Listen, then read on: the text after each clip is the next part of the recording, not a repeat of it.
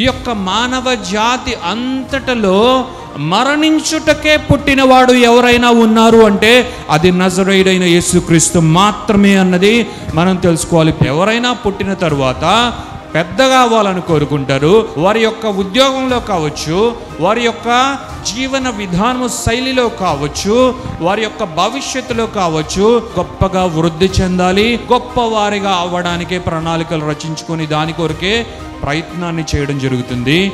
కానీ ఒక ఆయన మాత్రము ఈ భూమిపైకి మరణించుటకే అడుగు పెట్టాడు.